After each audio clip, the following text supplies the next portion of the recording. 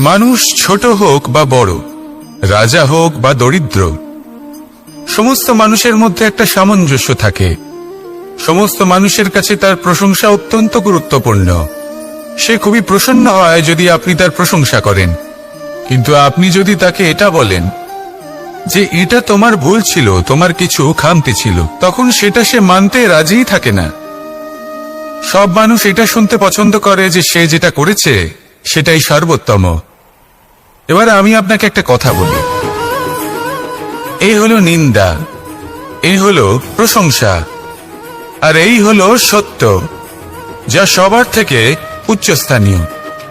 সেই জন্য মানুষ আয়না দেখে। আয়না তাকে তার সৌন্দর্য দেখায় না, তাকে দেখায় যা সত্য, যাতে মানুষ আরো সুন্দর হওয়ার চেষ্টা করতে থাকে। তাই আয়না অত্যন্ত গুরুত্বপূর্ণ সত্যকে জানার জন্য। জীবনে নিন্দুকের মাহাত্ম্য প্রশংসকের মাহাত্ম্যের থেকে অনেক বেশি। কেন? কারণ তারা আপনাকে আপনার খামতি দেখায়, আপনার ভুলগুলো বুঝিয়ে দেয়, আপনাকে একটা সুযোগ দেয় নিজেকে শুধরে নিতে, নিজেকে আরো শ্রেষ্ঠ করে তুলতে, যা প্রশংসক করতে পারে না। তাই জীবনে যদি কখনো নিন্দা করা হয়, তাকে ভালোবেসে গ্রহণ করুন, ধন্যাত্মক রূপে গ্রহণ করুন। যদি নিজেকে কোনো শিক্ষা দেওয়া সম্ভব হয় তাহলে অবশ্যই দিন। দেখবেন মন প্রসন্ন হয়ে বলবে, রাধা রাধা। জীবনে কখনো সাফল্য আসে, আবার কখনো অসফলতা, কখনো আশা পাওয়া যায়, কখনো নিরাশা, কখনো জয় লাভ করি, আবার কখনো পরাজয়। এর পেছনের কারণটা জানা অত্যন্ত প্রয়োজনীয়। যদি আমি পরাজয়ের কথা বলি, যখনই আমরা পরাজয় লাভ করি আমরা ভাবতে থাকি যে এমন কেন হলো? আমাদের শত্রু কি বেশি শক্তিশালী ছিল, নাকি আমাদের নীতিতে কোনো খামতি ছিল? এই সমস্ত কারণের পেছনে খুব বড় একটা কারণ থাকে, আর সেই কারণ আমাদের অন্তরে সুপ্ত থাকে।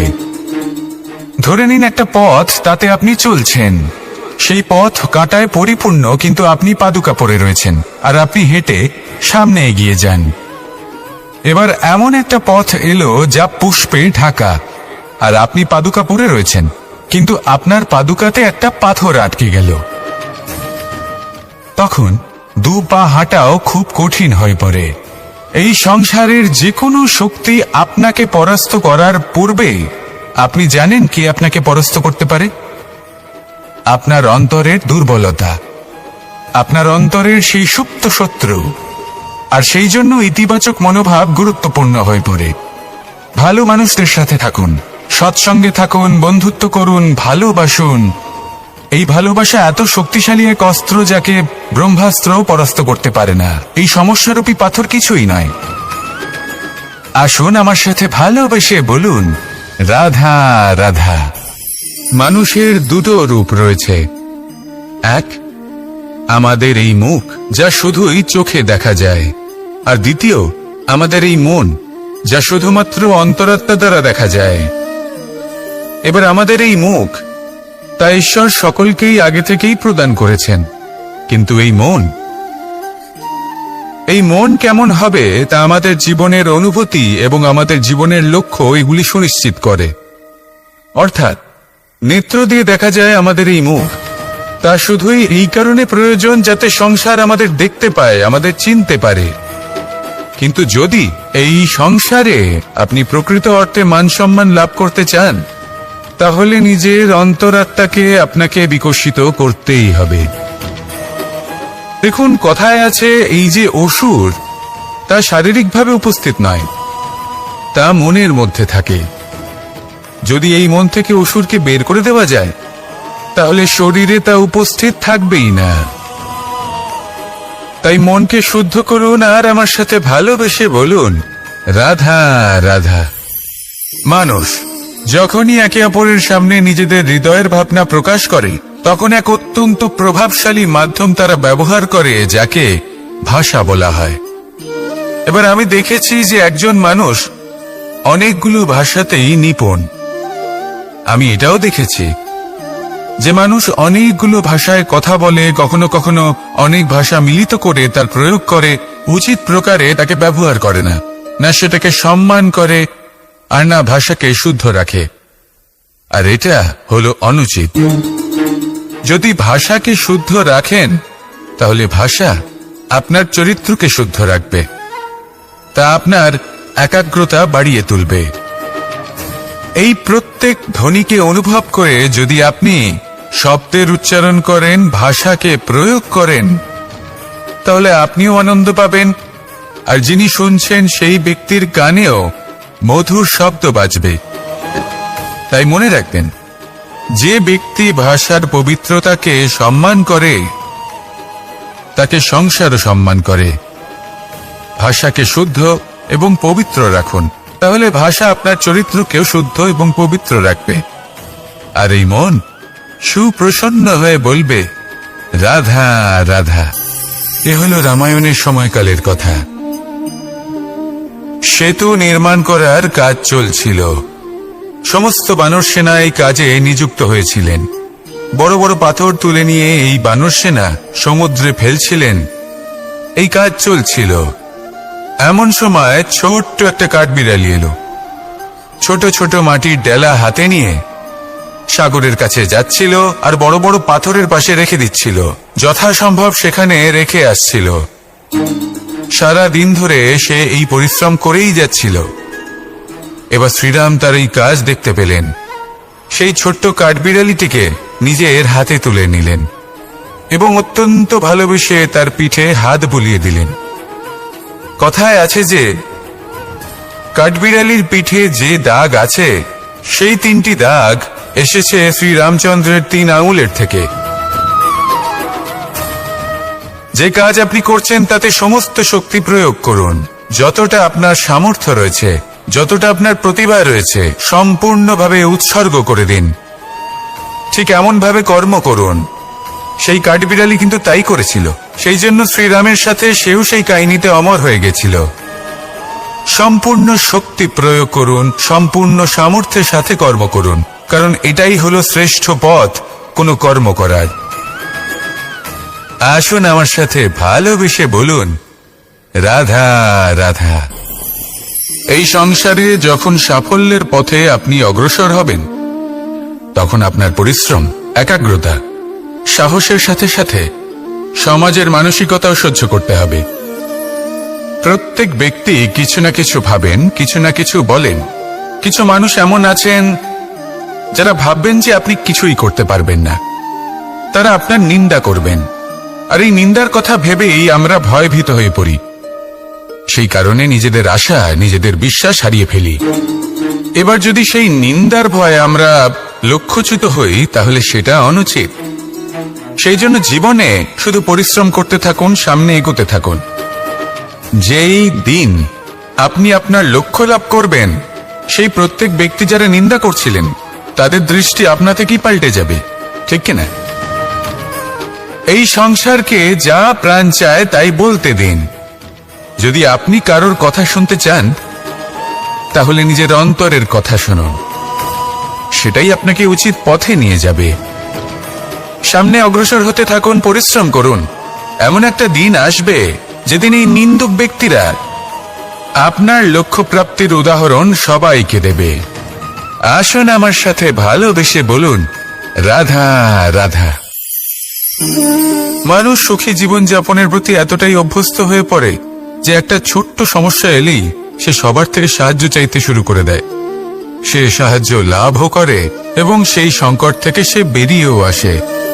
কিন্তু এই সাহায্য কিছু মুহূর্তের, আর কিছু মুহূর্তের হলো এই দুঃখ। এই 2 মুহূর্তের সাহায্যের জন্য আজীবন আপনি তার কাছে ঋণী হয়ে থাকেন। আর মানবিকতার খাতিরে আপনার মনে কৃতজ্ঞতা জেগে ওঠে। আর সেই কৃতজ্ঞতা বোধ হলো যে আপনি কখনো সেই ব্যক্তিকে ছাপিয়ে যেতেই পারবেন না। সেই জন্য জীবনে সবসময় চেষ্টা করবেন নিজেকে প্রস্তুত রাখতে। সেই সব সমস্যার জন্য, সেই সব বাধার জন্য যেগুলো আপনার জীবনে আসতে পারে। ততক্ষণ সাহায্য চাইবেন না যতক্ষণ না অন্য কোনো পথ না থাকছে।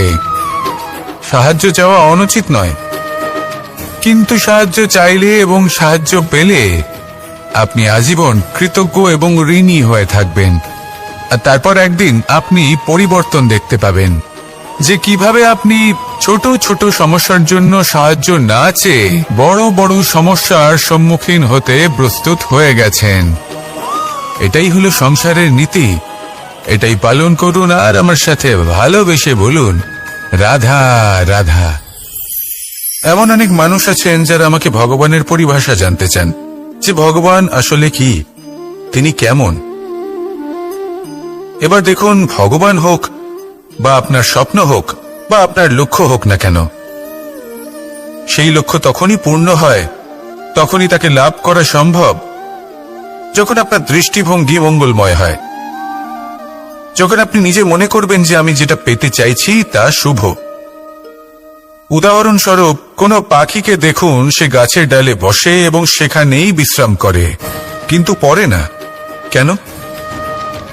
কারণ ওর বিশ্বাস যে যে শাখার উপরে ও বসে আছে সেটাই হলো ওর বাসস্থান। যদি আপনি বিশ্বাস করেন তাহলে আপনি পাথরের মধ্যেও ভগবান দর্শন করতে পারবেন। আর যদি বিশ্বাস না থাকে, তাহলে যদি ভগবান সামনে দাঁড়িয়েও থাকে তবেও আপনার বিশ্বাস হবে না। তাই বিশ্বাস করতে শিখুন। এই বিশ্বাসের আধারেই আপনি সেই সব কিছু পাবেন যা আপনি পেতে চাইছেন। আসুন আমার সাথে ভালোবেসে বলুন, রাধা রাধা। গুরু, যিনি পথ দেখান, আমাদের জীবনে অত্যন্ত গুরুত্বপূর্ণ, অত্যন্ত আবশ্যক। কিন্তু কিছু মানুষ মনে করেন যে গুরুর কোনো প্রয়োজন নেই, কারণ এই সমগ্র জ্ঞান মানুষের অন্তরেই নিহিত রয়েছে। এবার প্রশ্ন এটাই, যদি সমস্ত জ্ঞান মানুষের অন্তরে নিহিত থাকে তাহলে গুরুর কি প্রয়োজন? আর যারা আজ পর্যন্ত গুরুকে মেনে এসেছেন তারা কি অনুচিত করেছেন? এর উত্তর আমি আপনাকে দেব একটা উদাহরণ দ্বারা। একটা কাঠ যা জ্বলনশীল, জ্বলনের ঊর্জা তার অন্তরে নিহিত রয়েছে, কিন্তু তার জ্বলনের জন্য বাইরে থেকে একটা অনুঘটকের প্রয়োজন হয়। এই অনুঘটকই হলেন আপনার গুরু। উত্তাপ যা একটা কাঠকে জ্বালাতে পারে, সেই উত্তাপ হলো গুরুর প্রচেষ্টা। যদি সেই গুরুই না থাকে, তার প্রচেষ্টাই না থাকে, তাহলে সেই সমস্ত জ্ঞান যা মানুষের অন্তরে নিহিত তা ব্যর্থ হয়ে যাবে। যদি আপনার সাথে আপনার গুরু থাকেন, আপনার পথ প্রদর্শন করেন, আপনার অন্তরের জ্ঞানকে বাইরে নিয়ে আসতে পারেন, তাহলে তাকে সম্মান করুন আর আমার সাথে ভালোবেসে বলুন, রাধা রাধা।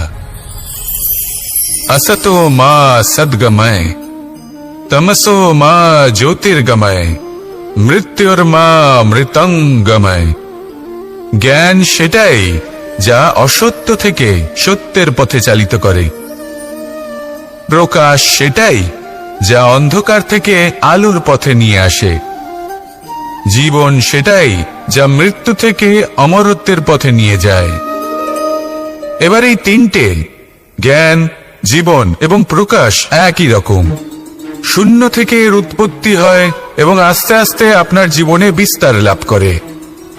এবার আমরা এটাই ভাবি যে কেমন করে এই তিনটিকে আগলে রাখা যায়। এর উত্তর হলো, এদের আগলে রাখার প্রয়োজনই নেই, ভাগ করে দিতে হবে। কোনো বৃক্ষকেই দেখে নিন, একটি বৃক্ষ অনেক বছর ধরে বেঁচে থাকে। কেন? কারণ সে ভাগ করে দিতে জানে। সে নিজের বীজ ছড়িয়ে দেয়, এই ধরিত্রীতে দেয়, সেই বীজ যা অঙ্কুরিত হয়ে এক নতুন বৃক্ষকে জন্ম দেয়। শুধু ছড়িয়ে দিয়ে একটি বৃক্ষ জীবন দান করতে পারে। যদি কোনো ব্যক্তি জ্ঞান ছড়াতে শিখে যান, যদি প্রকাশ, আলোর কিরণ ছড়িয়ে দিতে শিখে যায়, কোনো ব্যক্তি তার জীবনের সুখ ছড়িয়ে দিতে শিখে যান, তাহলে তিনি মৃত্যুর পরও মৃত হন না। এই ভাগ করে দেওয়ার সুখটাই কিছুটা আলাদা। এই সুখ অনুভব করুন আর আমার সাথে ভালোবেসে বলুন, রাধা রাধা। আপনি কখনো কোনো সরোবরের দিকে তাকান, যার জল হলো শান্ত, স্থির। আপনি স্পষ্ট দেখতে পাবেন সেই সরোবরের তলদেশে কি রয়েছে। তাতে সাঁতরে বেড়াচ্ছে সুন্দর মাছ, চকচকে কিছু পাথর, স্বর্ণরূপী বালি, সবই আপনি দেখতে পাবেন। কিন্তু যখনই আপনি একটা ছোট্ট পাথর তুলে সেই জলে ছুঁড়ে ফেলবেন, তখন সেই জল বিচলিত হবে আর সেই স্পষ্টতা ন্যূনতম হয়ে যাবে। তারপর কিছুই স্পষ্টভাবে দেখা যাবে না। এই ঘটনা মানুষের সাথেও ঘটে। মানুষ যদি বিচলিত হয়ে পড়ে, তখন সে বুঝতে পারে না যে বর্তমানে কি হয়ে চলেছে আর ভবিষ্যতে কি করা উচিত। কিন্তু সেই মানুষ যদি শান্ত থাকেন, স্থির থাকেন, ধন্যাত্মক থাকেন, তাহলে নিশ্চিত রূপেই বুঝতে পারবেন যে বর্তমানে কি করতে হবে আর ভবিষ্যতে কি করতে হবে।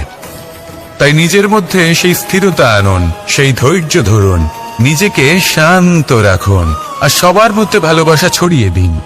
এই মন প্রসন্ন হয়ে বলবে, রাধা রাধা।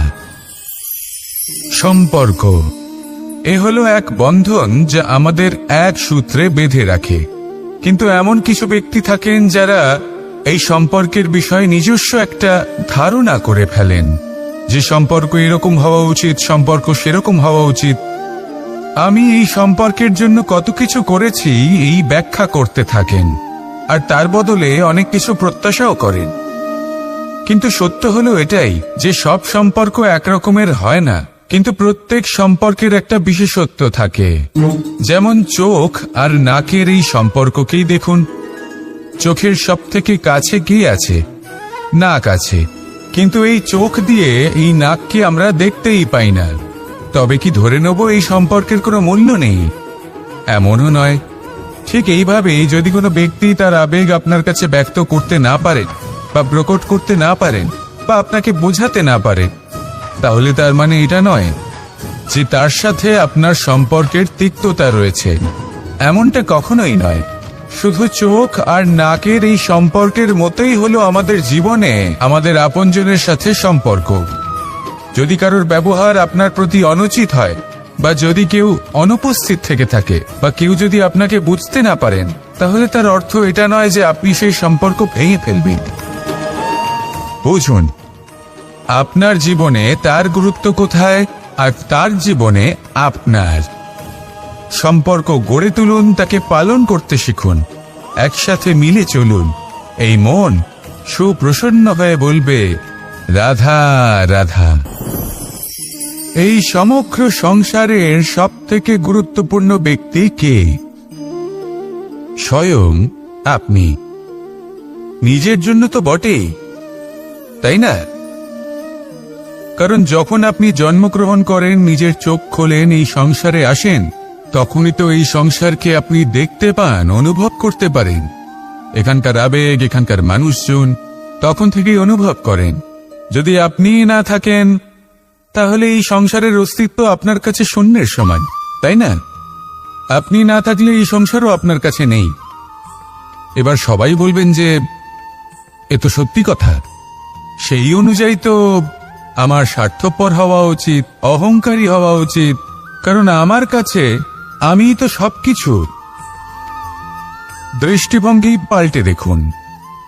আপনার কাছে সব থেকে বেশি গুরুত্বপূর্ণ ব্যক্তি কে? আপনি নিজেই। সেই মানুষটি কেমন হওয়া উচিত একটু ভেবে দেখুন। সবসময় সকলকে সাহায্য করুন, একসাথে মিলে পরিশ্রম করুন, সাহায্য করুন অন্যদেরকে। এটা অতি আবশ্যক। এবং তার থেকেও বেশি গুরুত্বপূর্ণ হলো এটাই যে আপনার মনে যেন কখনো এই বিষয়ে ভয় না থাকে যে আমি আমার প্রিয়জনদের, আমার কাছের মানুষগুলিকে হারিয়ে ফেলব। এই ভয় কখনোই মনের মধ্যে থাকা উচিত নয়।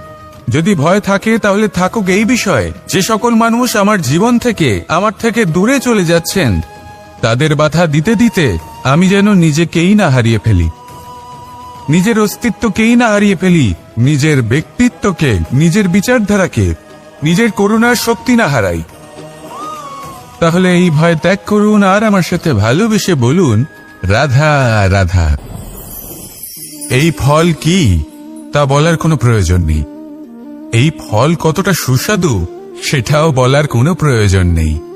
ধরুন এমন কোনো মানুষ আসলেন যিনি জানেন না এটা কোন ফল।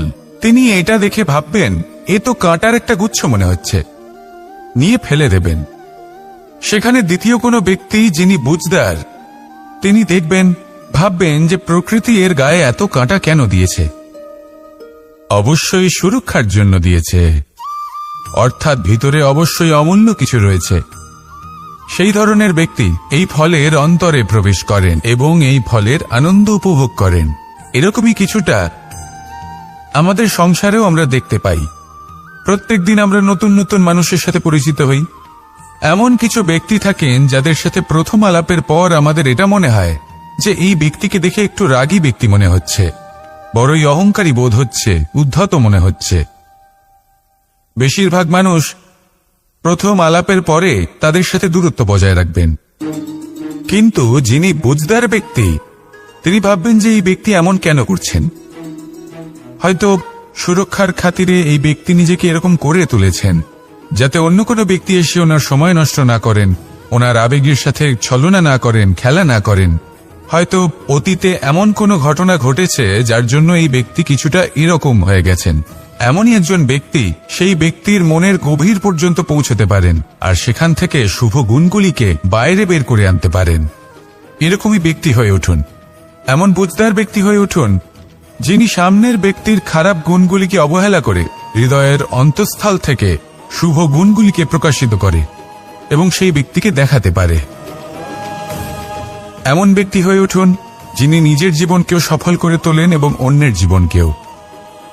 আসুন আমার সাথে ভালোবেসে বলুন, রাধা রাধা। আমি জীবনে অনেক ভালো মানুষের সংস্পর্শে এসেছি।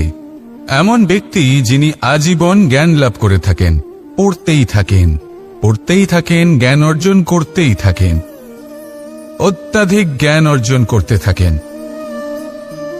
কিন্তু এইটুকুই কি যথেষ্ট? ধরে নিন কোনো ব্যক্তি শিল্পকলার বিষয়ে অনেক বই পড়ে ফেলেছেন, কিন্তু কখনো শিল্পকর্মই করেননি। তাহলে সেই জ্ঞানের কি লাভ? কোনো লাভ নেই। এবার এটাই আমাদের জীবনে শেখা প্রয়োজন।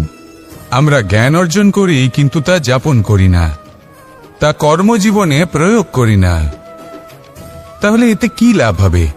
জ্ঞান আছেই সেই জন্য যাতে আমরা জীবনকে আরো শ্রেষ্ঠ করে তোলার জন্য তাকে প্রয়োগ করি।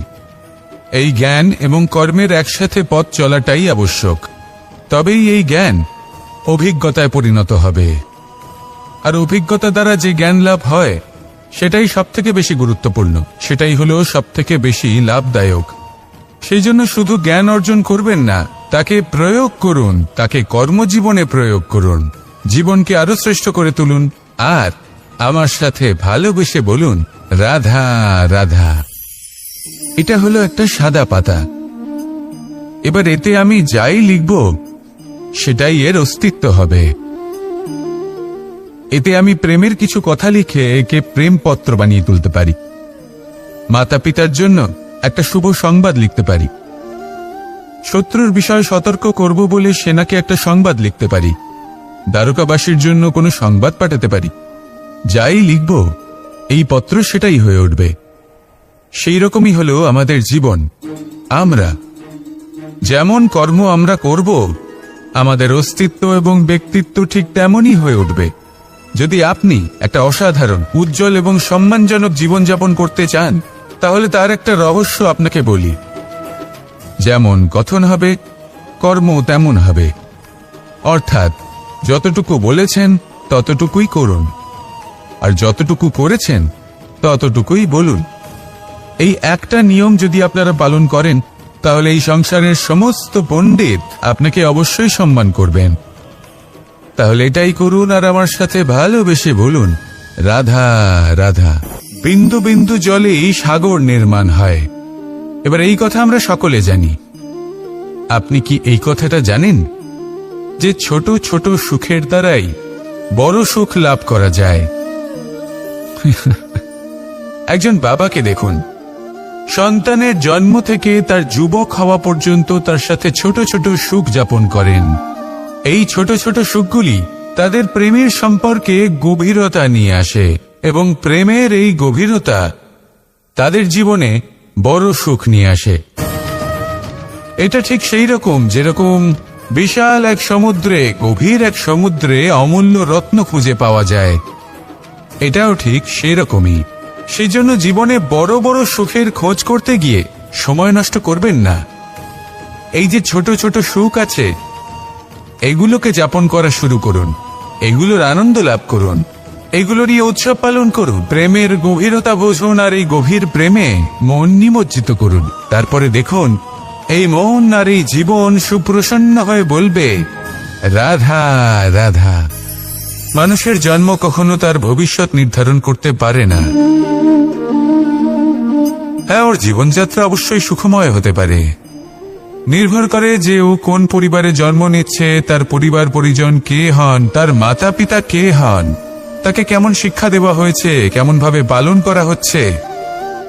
সে কিন্তু কুপাত্রও হতে পারে, আবার সুপাত্রও হতে পারে। কিন্তু সে চলে যাওয়ার পর এই সংসার তাকে মনে রাখবে নাকি না, আর যদি মনেও রাখে তাহলে কিভাবে মনে রাখবে, সেটা নির্ভর করছে তার কর্ম এবং তার নির্বাচনের উপর। ঠিক যেমন বর্ষার এই জলের ফোঁটা যখন মেঘ থেকে ঝরে পড়ে, তখন তার এই নির্বাচন হলো গুরুত্বপূর্ণ, কারণ তার নির্বাচন তার উপর নির্ভর করছে তার ভবিষ্যৎ কেমন হবে। ঝিনুকের মুখে পড়লে মুক্ত হয়ে ওঠে, সাপের মুখে পড়লে বিষ, আর যদি কোনো পাতায় পড়ে তাহলে শিশিরে পরিণত হয়। তাহলে কর্ম এবং নির্বাচন দুটি জীবনে গুরুত্বপূর্ণ।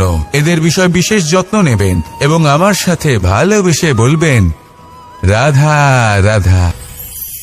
আমাদের সকলের কাছে বৃক্ষ অত্যন্ত প্রিয়। আমরা সর্বদাই চাই এই বৃক্ষ যেন সবুজ থাকে, ফুলে ফলে ভরে থাকে, আমাদের ছায়া প্রদান করে, তা যেন সুস্থ থাকে, আমাদের ফল প্রদান করে। আর সেই জন্য আমরা প্রতিদিন সেই বৃক্ষকে জল প্রদান করি। কিন্তু কখনো ভেবে দেখেছেন যে জল তো আমরা বৃক্ষের গোড়ায় দিই, তারপরেও এই জল সেই বৃক্ষের প্রত্যেকটি পাতায় ঠিক পৌঁছে যায়? এটা কিভাবে সম্ভব? কিছুটা এরকমই হলো আমাদের কর্ম। যদি এই পৃথিবীতে থেকে শুদ্ধ মনে সৎকর্ম করেন, এই কর্ম সোজা ঈশ্বরের কাছে গিয়ে পৌঁছয়।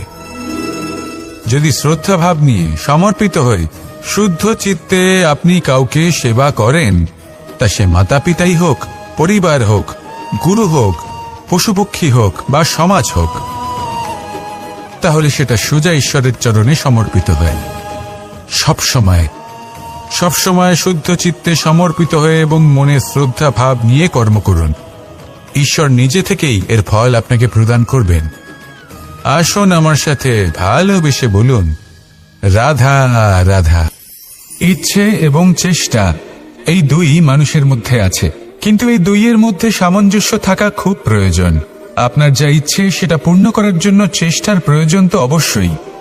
আপনি যে স্বপ্ন দেখেন সেটা পূর্ণ করার জন্য নিদ্রা ত্যাগ করে চেষ্টা করা অত্যন্ত প্রয়োজনীয়, নয়তো এই স্বপ্ন কখনোই পূর্ণ হবে না। যদি আপনি কোনো প্রশ্নের উত্তর চান তাহলেও আপনাকে চেষ্টা করতেই হবে। জীবনে যদি সামনে এগোতে হয় তাহলে পাকে কষ্ট দিয়ে সামনে এগোতে হবে, চেষ্টা অবশ্যই করতে হবে। যদি আপনি চেষ্টা না করেন, পরিশ্রম না করেন, তাহলে এই সংসার আপনাকে পেছনে ফেলে সামনে এগিয়ে যাবে। নিজের ইচ্ছেগুলিকে মন থেকে বাস্তবে আনুন আর চেষ্টার দ্বারা তাকে সার্থক করুন। এই মন প্রসন্ন হয়ে বলবে, রাধা রাধা। মানুষ ছোট হোক বা বড়, রাজা হোক বা দরিদ্র, সমস্ত মানুষের মধ্যে একটা সামঞ্জস্য থাকে। সমস্ত মানুষের কাছে তার প্রশংসা অত্যন্ত গুরুত্বপূর্ণ। সে খুবই প্রসন্ন হয় যদি আপনি তার প্রশংসা করেন, কিন্তু আপনি যদি তাকে এটা বলেন যে এটা তোমার ভুল ছিল, তোমার কিছু খামতি ছিল, তখন সেটা সে মানতে রাজিই থাকে না। সব মানুষ এটা শুনতে পছন্দ করে যে সে যেটা করেছে সেটাই সর্বোত্তম। এবার আমি আপনাকে একটা কথা বলি, এই হলো নিন্দা, এই হলো প্রশংসা, আর এই হলো সত্য, যা সবার থেকে উচ্চস্থানীয়। সেই জন্য মানুষ আয়না দেখে। আয়না তাকে তার সৌন্দর্য দেখায় না, তাকে দেখায় যা সত্য, যাতে মানুষ আরো সুন্দর হওয়ার চেষ্টা করতে থাকে। তাই আয়না অত্যন্ত গুরুত্বপূর্ণ সত্যকে জানার জন্য। জীবনে নিন্দুকের মাহাত্ম্য প্রশংসকের মাহাত্ম্যের থেকে অনেক বেশি। কেন? কারণ তারা আপনাকে আপনার খামতি দেখায়, আপনার ভুলগুলো বুঝিয়ে দেয়, আপনাকে একটা সুযোগ দেয় নিজেকে শুধরে নিতে, নিজেকে আরো শ্রেষ্ঠ করে তুলতে, যা প্রশংসক করতে পারে না। তাই জীবনে যদি কখনো নিন্দা করা হয় তাকে ভালোবেসে গ্রহণ করুন, ধন্যাত্মক রূপে গ্রহণ করুন। যদি নিজেকে কোনো শিক্ষা দেওয়া সম্ভব হয় তাহলে অবশ্যই দিন। দেখবেন মন প্রসন্ন হয়ে বলবে, রাধা রাধা। জীবনে কখনো সাফল্য আসে, আবার কখনো অসফলতা, কখনো আশা পাওয়া যায়, কখনো নিরাশা, কখনো জয় লাভ করি, আবার কখনো পরাজয়। এর পেছনের কারণটা জানা অত্যন্ত প্রয়োজনীয়। যদি আমি পরাজয়ের কথা বলি, যখনই আমরা পরাজয় লাভ করি আমরা ভাবতে থাকি যে এমন কেন হলো? আমাদের শত্রু কি বেশি শক্তিশালী ছিল, নাকি আমাদের নীতিতে কোনো খামতি ছিল? এই সমস্ত কারণের পেছনে খুব বড় একটা কারণ থাকে, আর সেই কারণ আমাদের অন্তরে সুপ্ত থাকে। ধরে নিন একটা পথ, তাতে আপনি চলছেন, সেই পথ কাঁটায় পরিপূর্ণ, কিন্তু আপনি পাদুকা পরে রয়েছেন আর আপনি হেঁটে সামনে এগিয়ে যান।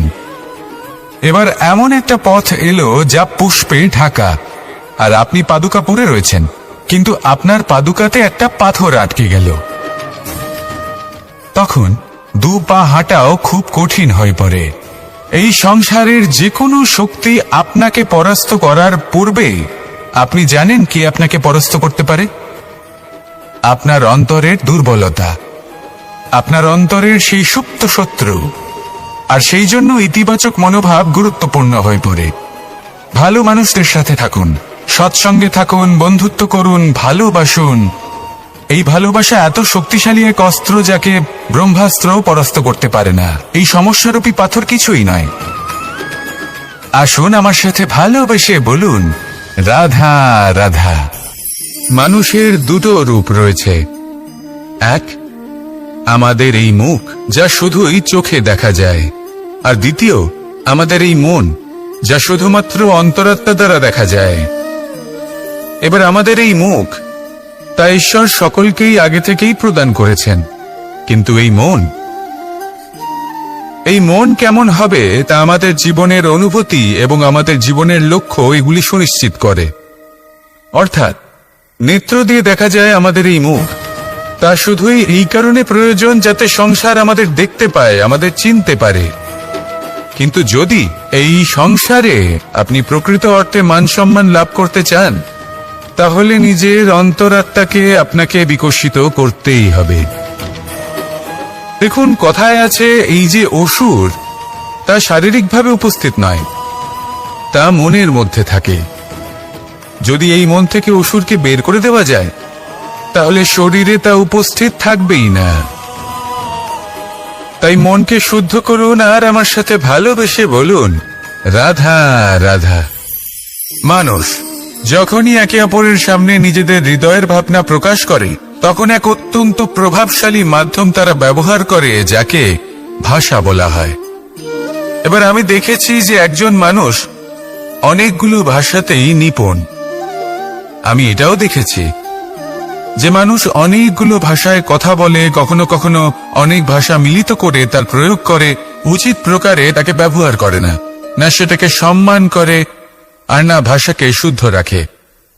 আর এটা হলো অনুচিত।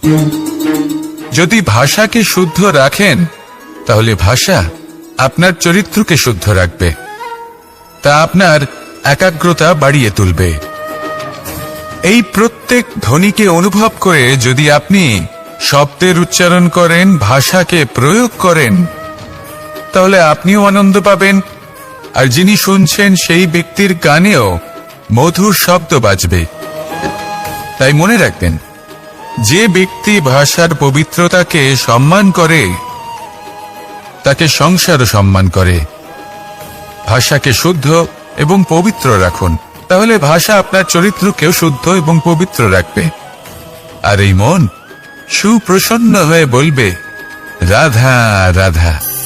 এ হল রামায়ণের সময়কালের কথা। সেতু নির্মাণ করার কাজ চলছিল। সমস্ত বানর সেনা এই কাজে নিযুক্ত হয়েছিলেন। বড় বড় পাথর তুলে নিয়ে এই বানর সেনা সমুদ্রে ফেলছিলেন। এই কাজ চলছিল। এমন সময় ছোট্ট একটা কাঠবিড়ালি এলো। ছোট ছোট মাটির ডেলা হাতে নিয়ে সাগরের কাছে যাচ্ছিল, আর বড় বড় পাথরের পাশে রেখে দিচ্ছিল, যথাসম্ভব সেখানে রেখে আসছিল। সারা দিন ধরে সে এই পরিশ্রম করেই যাচ্ছিল। এবার শ্রীরাম তার এই কাজ দেখতে পেলেন। সেই ছোট্ট কাঠবিড়ালিটিকে নিজের হাতে তুলে নিলেন এবং অত্যন্ত ভালোবেসে তার পিঠে হাত বুলিয়ে দিলেন। কথায় আছে যে কাঠবিড়ালির পিঠে যে দাগ আছে সেই 3টি দাগ এসেছে শ্রীরামচন্দ্রের 3 আঙুলের থেকে। যে কাজ আপনি করছেন তাতে সমস্ত শক্তি প্রয়োগ করুন। যতটা আপনার সামর্থ্য রয়েছে, যতটা আপনার প্রতিভা রয়েছে, সম্পূর্ণভাবে উৎসর্গ করে দিন। ঠিক এমন ভাবে কর্ম করুন। সেই কাঠবিড়ালি কিন্তু তাই করেছিল। সেই জন্য শ্রীরামের সাথে সেও সেই কাহিনীতে অমর হয়ে গেছিল। সম্পূর্ণ শক্তি প্রয়োগ করুন, সম্পূর্ণ সামর্থ্যের সাথে কর্ম করুন, কারণ এটাই হলো শ্রেষ্ঠ পথ কোনো কর্ম করার। আসুন আমার সাথে ভালোবেসে বলুন, রাধা রাধা। এই সংসারে যখন সাফল্যের পথে আপনি অগ্রসর হবেন, তখন আপনার পরিশ্রম, একাগ্রতা, সাহসের সাথে সাথে সমাজের মানসিকতাও সহ্য করতে হবে। প্রত্যেক ব্যক্তি কিছু না কিছু ভাবেন, কিছু না কিছু বলেন। কিছু মানুষ এমন আছেন যারা ভাববেন যে আপনি কিছুই করতে পারবেন না।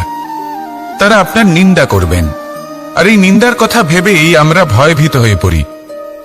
সেই কারণে নিজেদের আশা, নিজেদের বিশ্বাস হারিয়ে ফেলি। এবার যদি সেই নিন্দার ভয়ে আমরা লক্ষ্যচ্যুত হই, তাহলে সেটা অনুচিত। সেই জন্য জীবনে শুধু পরিশ্রম করতে থাকুন, সামনে এগোতে থাকুন।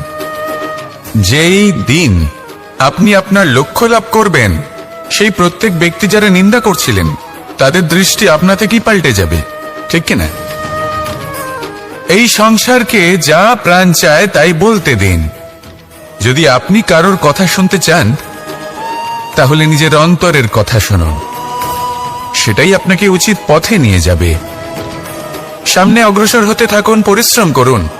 এমন একটা দিন আসবে যেদিন এই নিন্দুক ব্যক্তিরা আপনার লক্ষ্য প্রাপ্তির উদাহরণ সবাইকে দেবে। আসুন আমার সাথে ভালোবেসে বলুন, রাধা রাধা। মানুষ সুখী জীবনযাপনের প্রতি এতটাই অভ্যস্ত হয়ে পড়ে যে একটা ছোট্ট সমস্যা এলেই সে সবার থেকে সাহায্য চাইতে শুরু করে দেয়। সে সাহায্য লাভও করে এবং সেই সংকট থেকে সে বেরিয়েও আসে। কিন্তু এই সাহায্য কিছু মুহূর্তের, আর কিছু মুহূর্তের হলো এই দুঃখ। এই 2 মুহূর্তের সাহায্যের জন্য আজীবন আপনি তার কাছে ঋণী হয়ে থাকেন। আর মানবিকতার খাতিরে আপনার মনে কৃতজ্ঞতা জেগে ওঠে। আর সেই কৃতজ্ঞতা বোধ হলো যে আপনি কখনো সেই ব্যক্তিকে ছাপিয়ে যেতেই পারবেন না। সেই জন্য জীবনে সবসময় চেষ্টা করবেন নিজেকে প্রস্তুত রাখতে, সেই সব সমস্যার জন্য, সেই সব বাধার জন্য যেগুলো আপনার জীবনে আসতে পারে। ততক্ষণ সাহায্য চাইবেন না যতক্ষণ না অন্য কোনো পথ না থাকছে।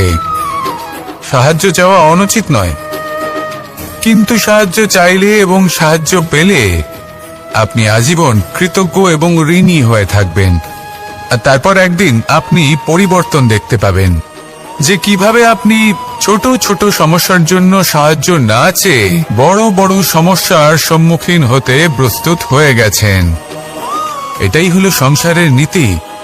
এটাই পালন করুন আর আমার সাথে ভালোবেসে বলুন, রাধা রাধা। এমন অনেক মানুষ আছেন যারা আমাকে ভগবানের পরিভাষা জানতে চান, যে ভগবান আসলে কি, তিনি কেমন।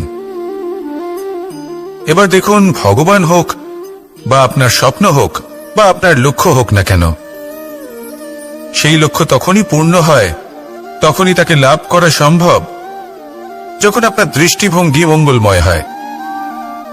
যখন আপনি নিজে মনে করবেন যে আমি যেটা পেতে চাইছি তা শুভ। উদাহরণস্বরূপ, কোন পাখিকে দেখুন, সে গাছের ডালে বসে এবং সেখানেই বিশ্রাম করে, কিন্তু পড়ে না। কেন? কারণ ওর বিশ্বাস যে যে শাখার উপরে ও বসে আছে সেটাই হলো ওর বাসস্থান। যদি আপনি বিশ্বাস করেন তাহলে আপনি পাথরের মধ্যেও ভগবান দর্শন করতে পারবেন। আর যদি বিশ্বাস না থাকে, তাহলে যদি ভগবান সামনে দাঁড়িয়েও থাকে তবেও আপনার বিশ্বাস হবে না। তাই বিশ্বাস করতে শিখুন। এই বিশ্বাসের আধারেই আপনি সেই সব কিছু পাবেন যা আপনি পেতে চাইছেন। আসুন আমার সাথে ভালোবেসে বলুন, রাধা রাধা।